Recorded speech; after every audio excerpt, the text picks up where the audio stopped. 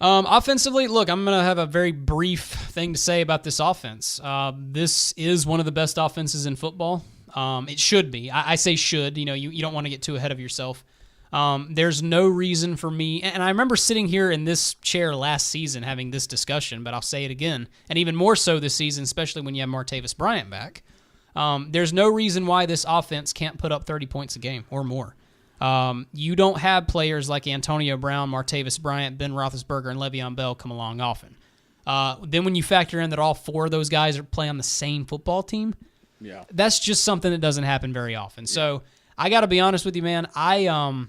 I'm not going to have a lot of tolerance for weak offensive performances. I'm not going to have a lot of tolerance for bubble screens and wide receiver wraparounds. I'm just not going to have a lot of tolerance for that type of play calling, these types of offensive performances. This is a powerhouse offense. It should perform like a powerhouse offense. It should perform like the Atlanta Falcons offense last season, like the New England Patriots offense. It should be near unstoppable. In the run, with the receivers, with our quarterback, the offensive line. We've got one of the best offensive lines in football, both in pass pro and run blocking.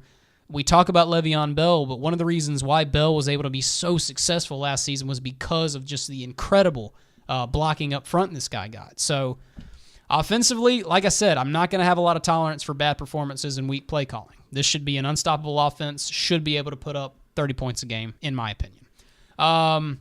When we look at the schedule, look, I got to be honest with you, man. When you just eyeball this schedule right off the bat, there's only 3, maybe 4 games that make you a little nervous. The New England Patriots in Week 15. Look, that's a challenging game any day of the week. It might not be, I hate to be this guy, but it might be safe to pencil in an L. Again, I'm not trying to be down on my team. It's just, that's a game, obviously, we're all going to be watching for. The Green Bay Packers in Week 12.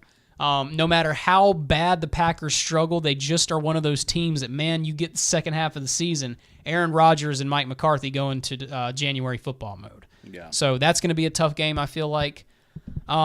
Outside of that, the Kansas City game in Week 6, the Chiefs are a talented team. But to be fair, have the Steelers not owned the Kansas City Chiefs the past couple of years? We owned them last year at their house in the playoffs. We owned them at our house, at Heinz Field in Week 4. So the Kansas City Chiefs are a team that don't really scare me all that much. The Minnesota Vikings game in Week 2, their offense doesn't scare me, but Mike Zimmer always does have a talented defense. So, that game might present a little bit of a challenge. But, Chris, I got to be honest with you. The baseline for this team is 11-5. Right. It's 11-5.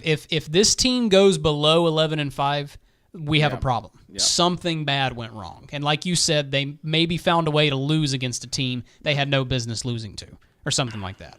But I don't see why this team can't go 11-5, 12-4, possibly even 13-3. Right. You're talking about. Yeah. This team should win. 1-2 seed in the AFC. Yes, absolutely. Agree.